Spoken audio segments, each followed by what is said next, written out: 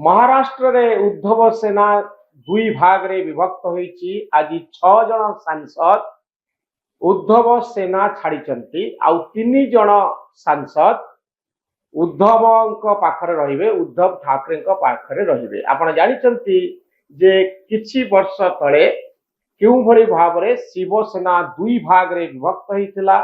एकनाथ शिंदे नेतृत्व रे गोटिए गोष्ठी सक्रिय अछंती जो माने सरकार रे अछंती, आउ गोटिए गोष्ठी उद्धव नेतृत्व रे इलेक्शन लड़ुथिले। 9 जन सांसद पार्लियामेंट को जाइथिले।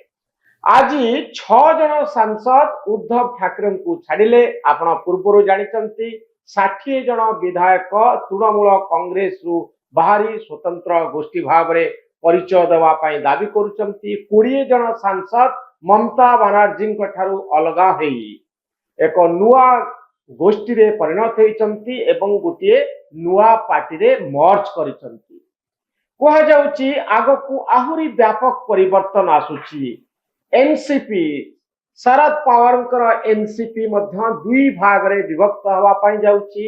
आगकू एमिति घटी पारे जे समाजवादी पार्टी उत्तर प्रदेश रो सबुठारू प्रभावशाली राजनीतिक दल बीजेपी परे यार नेता होचंती मुलायम सिंह यादव को पुओ अखिलेश यादव।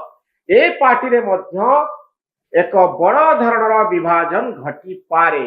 आंचलिक दल गुड़िक गोटिए परे गोटिए क्षतिग्रस्त होचंती। आपण जानिचंती ओडिशा रे 3 जन सांसद जो माने बिजु जनता दल टिकेट रे राज्यसभा को जाइथिले सेमाने भारतीय जनता पार्टी रे जोग देइचंती। ता भितरु 2 जन पुनर्बार सांसद होई राज्यसभा को जाइचंती। आउ 5 जन सांसद राज्यसभा रे अछंती बिजु जनता दल रो।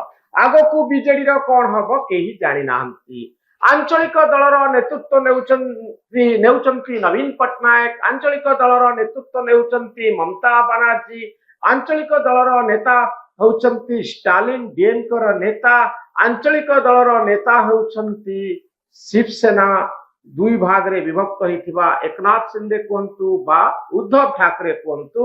एमानकर अवस्था आगकू आहुरी खराब हबो कि एवं भारत वर्ष रे आंचलिक दल मानकर प्रभाव कमिबारे लागिबो कि एक नुआ डिजाइन प्रस्तुत होउची कि जेतबळे बलिष्ठ गोटे दृढ़ केंद्र सरकार अछंती आउ जे चाहुचंती भारत वर्षर आंचलिक राजनीति रे बड़ा परिवर्तन आसु।